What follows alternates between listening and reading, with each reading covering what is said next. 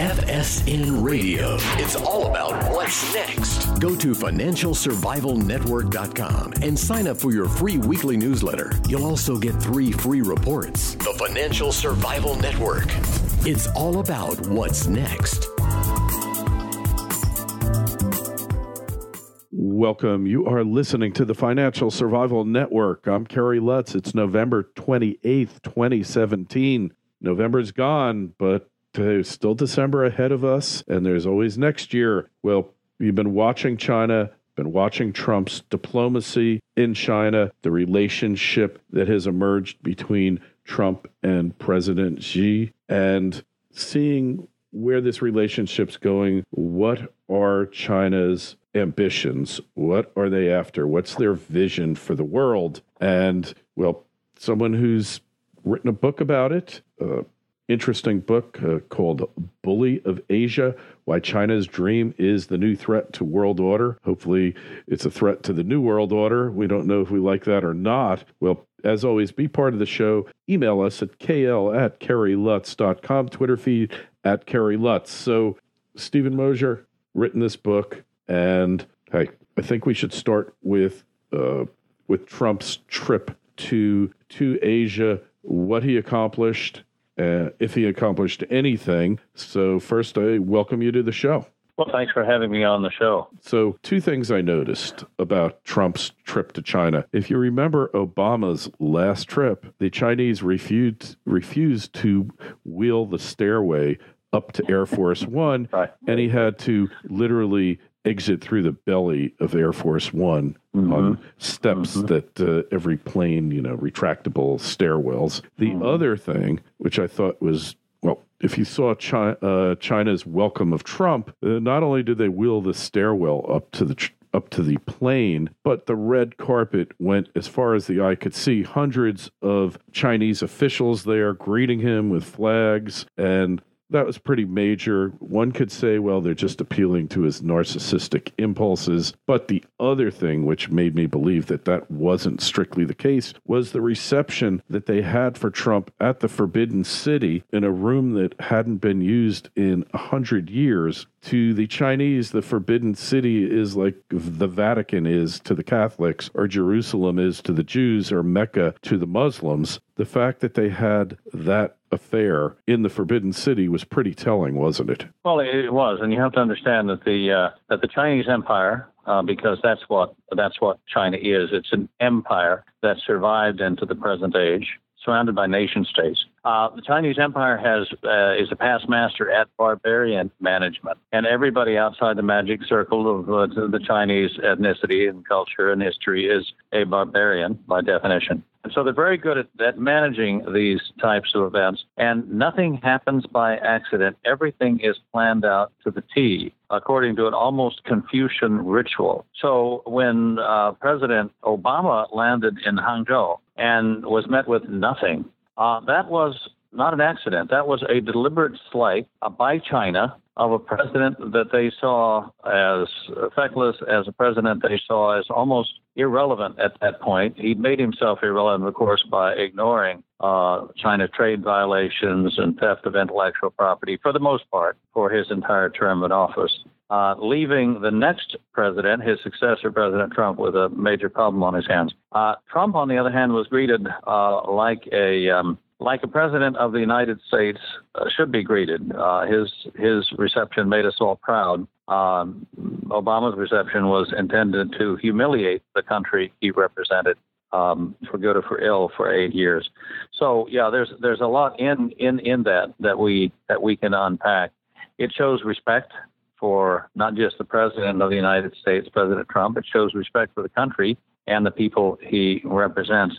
And I think the Chinese appreciate strong leadership. They certainly have a strong leader. I call him the new Red Emperor in Xi Jinping. He's known as President Xi, but he's much more than that. He's the Generalissimo of the People's Liberation Army. He's the chairman of the Military Commission. He's the General Secretary of the Chinese Communist Party, in the same way that Mao Zedong was, the first Red Emperor.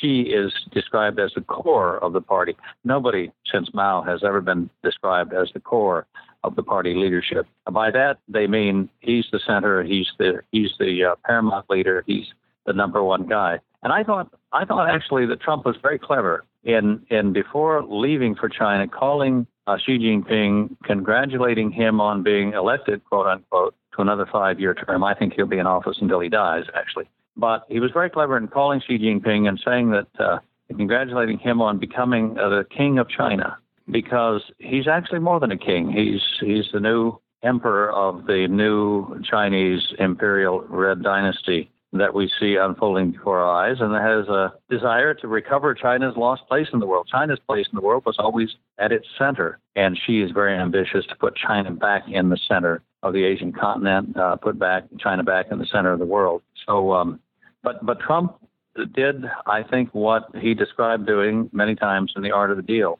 When you're negotiating, the first thing you have to do is you have to make sure you understand who the principal is on the other side. Who's the guy who's making the decisions, who's calling the shots? You don't want to be negotiating with a number 2 or number 3 or number 4 guy who can then at the end of the negotiation say, well, I have to run this back to my boss. It's a waste of your time. Xi is the boss. Trump has identified him, and Trump put pressure on him to do something about trade, do something about North Korea. And I think that's all to the good. So he put pressure on him. Did he accomplish anything? Well, I think the jury's still out on that. I mean, the Chinese excel at shadow play, not just barbarian management, but putting on a good show. So when they close the main bridge, as they did a few days ago, leading from China across the Yalu River at Dandong into North Korea, halting the cross-border traffic there, they claimed it was just for bridge maintenance, but it was certainly sending a signal to Kim Jong-il. And yet Kim just now fired off another ballistic missile. So, we'll have to see what China does. China could shut down North Korea tomorrow. It would have to do 2 things. It would close the border with North Korea. That would cut off 90% of North Korea's trade. The second thing it would do is it would end its mutual defense treaty with North Korea. And yes, people heard me correctly. China has a mutual defense treaty with North Korea, pledging to defend North Korea in the event it is attacked. That's the only treaty China has with any other country. And if they were serious about reining in North Korea, they could and they should cancel that treaty. Agreed. So it is interesting, that they've taken a number of steps. No more direct flights to North Korea, right? They've done that. And they said we'd no more direct flights because there's no passenger traffic. Well, that's another excuse, right? Close the bridge for bridge maintenance. Stop the airline flights because there's no passenger traffic. So you never get a straight answer from the Chinese leadership on this. They're continuing to play both sides against the United States. So the question is, though, what's in their interest now? Keep challenging the U.S. or work with the U.S.? What is in their long-term interest here? Because that's all they care about, right? It is. They have a 100-year plan that the clock began ticking in 1949, and by 2049, a couple decades from now, they intend to be the dominant power on the planet. In fact, I think it's coming sooner than that. I think we're reaching a tipping point in 5 or 10 years, after which it will be difficult for us to recover. The chairman of the Joint Chiefs of Staff, General Dunford, just testified before Congress that the looming threat is China. Russia and Islamic terrorism will fall by the wayside, he said, but by 2025, the primary threat faced by the United States will come from the People's Republic of China. So they do have a long-term view of things. We have a short-term view. I mean, we're governed by the election cycle. As I say, Xi, General Xi, President Xi, whatever you want to call him, Emperor Xi, will be in power. He's a relatively young man in his mid-60s. He'll be in power for the next 25 years. So he can afford to take the long view. We control our own destiny at this point. In 10 or 15 years, we won't. The cards will be in China's hands, and they will be able to do what they want, regardless of what opinions we have about it. So it's important that we get our act together, that we pass tax cuts, that we have economic growth, sustained economic growth for the next 10 years, because that, and probably only that, will really set back China's plans by a generation. Well, now, when you look at China, though, they've been in the position of world dominance before or close to it. And they, as Henry Kissinger said, they managed to screw that up. Are they going to screw it up again? They've got credit debt problems there that kind of make the U.S. look minute by comparison. They have been buying a lot of gold and silver, but it's questionable in the current economic environment what that really means. So what's going to happen here? Are they really as strong as they look, or are they faking it? What's happening?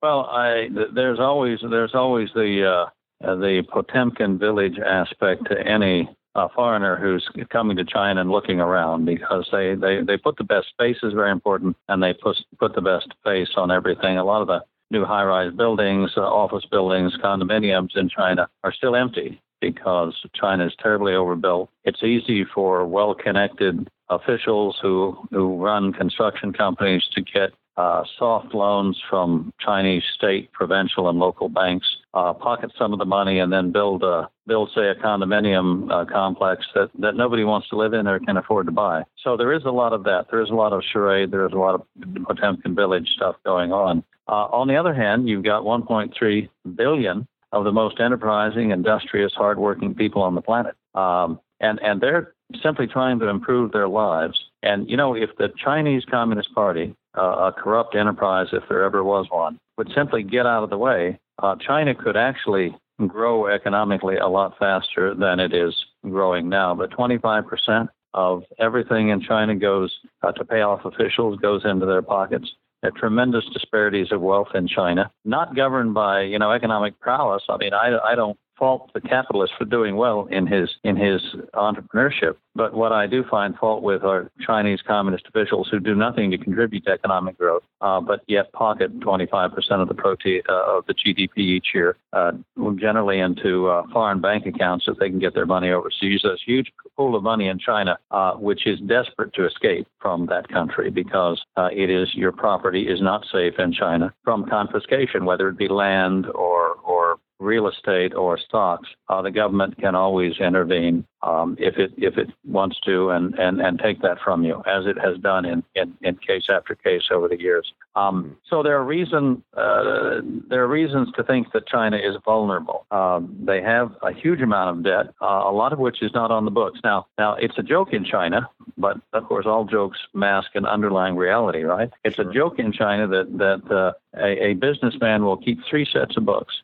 The first set will be kept for his foreign partners to show that he's losing money. Yeah. The second set will be shown to his domestic partner to show that he's only making a little money and therefore has very little to share with his partner. And the final set will be his alone, and it will reveal the huge profits that he's actually making. So there's a lot of that going, financial subterfuge going on in China. But yeah, the debt bubble, if it collapses, will bring down the Chinese economy a notch or two for certain. Isn't it? The other vulnerability besides corruption, of course, is the fact that China has had a one-child policy in place now for 36 years. 400 million Chinese have been eliminated by the one-child policy. Some people would say that's a good thing. I think eliminating 400 million of the most productive, enterprising people in the world is a bad idea. If you're a Democrat, you definitely think it's a good thing, right? Hey, control the population at all costs. But it's been disastrous because you've got all these men with no women, and what are they going to do, right? You also have that's destabilizing. You got 25 million young men who will not be able to find brides. What do? Well, they don't get married and form families because the women they would have married were killed years ago. Do they engage in crime? Yes. Do they join gangs? Yes. There are a lot of social problems as a result. The aging of the population. And there is now a labor shortage, which began last year in China. There are 4 million workers short in China. The number will grow this year. How do you create a labor shortage in the world's most populous country? Well, you eliminate 400 million of the next 2 generations. That's how you do it. And I think the Chinese have ultimately made themselves poorer, not richer, by this massive government intervention into the right of parents to decide for themselves a number and spacing of their children. If you look at India's prospects, India has a younger, more dynamic population, and economists project that India's future growth will outpace that of China because it has a younger, more dynamic workforce to work with. China doesn't. Yeah, that's interesting. They're kind of like in the same boat Japan is in, right? Well, Japan is a lot further down that road. Japan's population has been shrinking since 2000, and that shrinkage, that is to say, Japan is filling more coffins than cradles each year. It's digging more graves than having births. They're selling more adult diapers in Japan these days than they are baby diapers. Oh, God, yeah. Now, that's not a good thing for a country. It's cutting into Japan's economic growth already, and it's forcing Japan to Japanese to downsize their expectations for future economic growth. So, Japan is a lot further down that road than China is, but China is close on its heels. The Chinese population, because of the one-child policy, is aging more rapidly than I think any human population has ever aged, and that will have dire consequences for economic growth down the road. Yeah, a little bit scary there, but yet they've managed. When you look at all the problems in the world, and there are many, how important is not having a self-replenishing, if you will, population? How important is that? Well, I think over the long run, it's the only thing that matters. I mean, a country that doesn't have enough children to maintain the current population, a country like Italy where the population is shrinking from year to year, ultimately has to decide who it wants to give its country to, because obviously the Italians, the Japanese don't want their country enough to populate it themselves. So eventually other peoples will move in. There are lots of Filipino immigrants now in Japan, a country that historically has not been very welcoming of immigrants. There are a lot of people from Albania and other and Middle Eastern countries in Italy now, because the birth rate is about 1.3 children per couple, which is a recipe for economic disaster over time. So ultimately, it matters a great deal. Now, over the short term, of course, we have the Chinese economy still growing at 5 or 6%, and we have a huge number of surplus males who would make it very easy for China to recruit a large army, which it continues to do. So over the short term, it's not that much of a handicap. Over the long term, it will prove much more so. And so China's relationship with Russia, probably many of you aren't aware, but China is effectively colonizing Siberia, because they're always looking for more resources. China is becoming a bit of a desert over time. And so the colonization, which Russia seems helpless to do anything about. Well, I write in Bully of Asia about the fact that one of the consequences of having these 25, 30 million single young men is that they've gone overseas in large number. And there are probably now more Chinese living in Vladivostok than there are Russians. There may be more Chinese. The Russian population of Siberia is decreasing from year to year as the Russians who were forcibly sent there by Stalin under the Soviet Union are moving back to warmer climes. I don't consider Moscow to be particularly warm, but it's a lot better than 50 degrees below zero week after week in Siberia. And the single Chinese are moving in. They're moving into the Central Asian countries. They're moving into Burma, Thailand, other countries along China's perimeter. Seeking brides in part, seeking economic opportunities in part, but I don't think that. I wrote in Bully of Asia that China wants raw materials from Russia, but Russia, on the other hand, does not want to become China's Canada. They don't want to become a second-rate power. And I think that Russia essentially put China on notice about 15 years ago when it said that any aggression against Russia would be met not with a conventional response, but with a nuclear response. Obviously, they can't match China in manpower, but they still have a very potent nuclear arsenal. Now, they put China on notice that any territorial claims against Russia in the Chinese view, the Russian Far East, was stolen from the Manchu Empire about 100 years ago, 150 years ago. In the Chinese view, much of Central Asia should belong to China.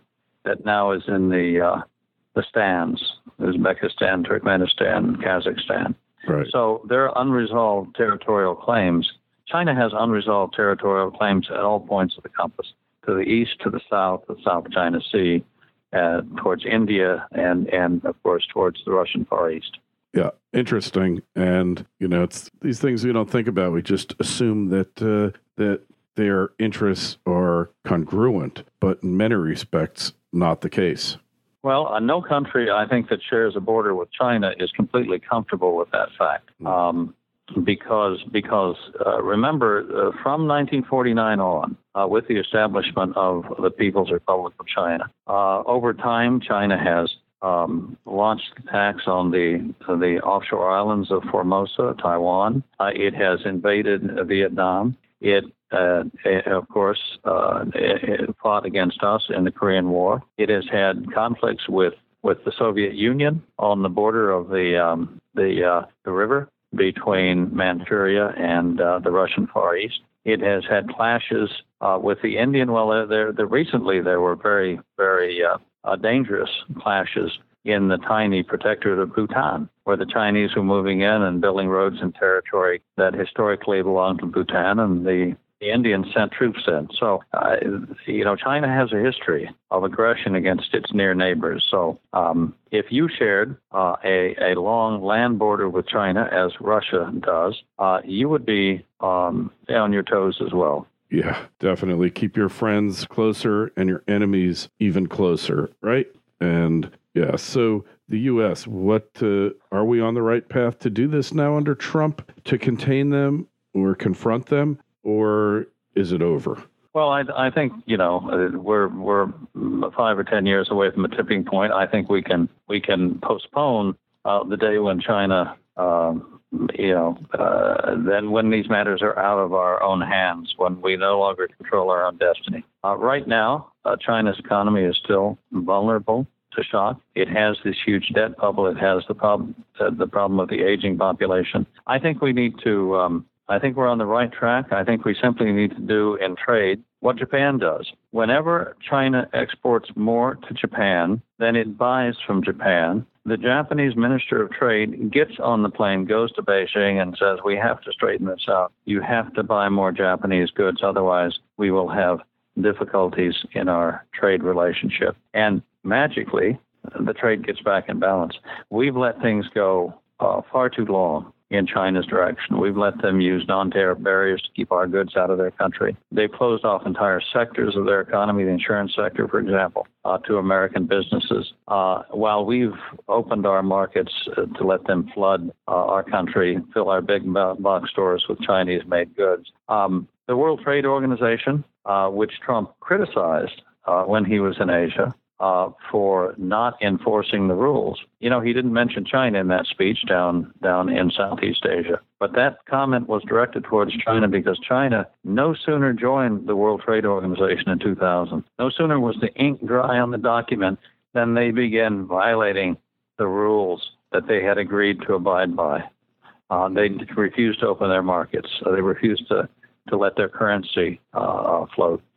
And they've been doing it ever since, and they've kept out Hollywood movies. They have a quota for the number of Hollywood movies that can be shown in China each year. So in area after area, in sector after sector, they've kept their economy closed while they've ransacked ours with thefts of intellectual property, with the ongoing cyber war, with the ongoing attacks in cyberspace against private companies, stealing proprietary data, and so forth. We've let that go on far, far too long.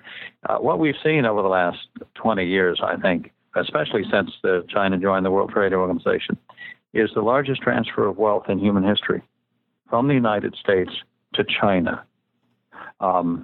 And that transfer of wealth has taken many, many forms. Currency manipulation is one. This unfair trade relationship is another. The theft of intellectual property is another.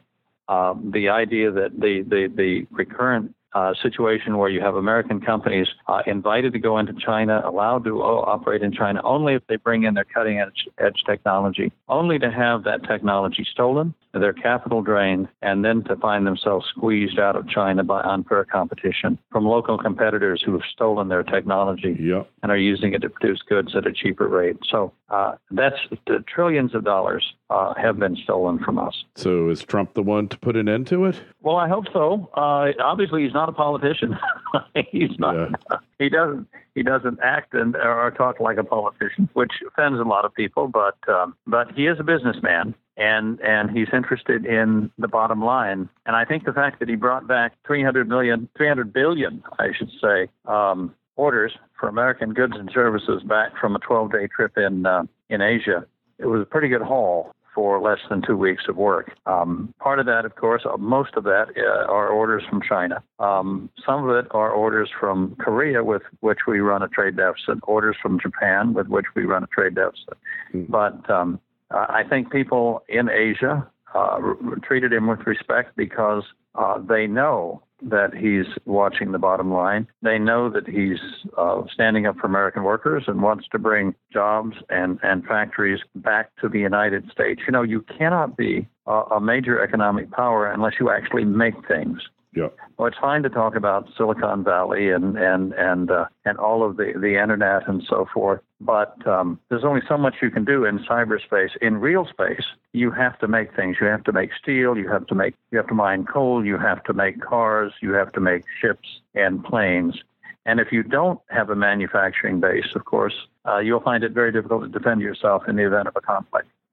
Yep. Agreed there. It seems inevitable. Anyway, Steve, just tell us where we get your book and your website, please. Well, the book is called Bully of Asia because I see China as a bully. And the way to deal with a bully, of course, is to stand up to the bully and then kick he will sand in his eyes. Slink away. And you can get the book at pop.org, pop.org, or you can simply go on Amazon. If you get it from my shop, I'll be happy to sign the copy before I send it out. Oh, well, there's a good reason to go to pop.org, and we'll have a link to your site in the show notes to this interview on financialsurvivalnetwork.com. Just go there, sign up for a newsletter, and look, we love you to be involved in the show. Stephen has made a lot of interesting points that I know will resonate with a lot of you out there. Email us at kl@kerrylutz.com. You could Twitter us at @KerryLutz. The Facebook page is Financial Survival Network. Steve, been a pleasure, very enlightening and very thought-provoking. Good luck on the book, and we will talk to you again soon. I look forward to it. Thank you. FSN Radio. It's all about what's next. Go to financialsurvivalnetwork.com and sign up for your free weekly newsletter. You'll also get 3 free reports. The Financial Survival Network. It's all about what's next.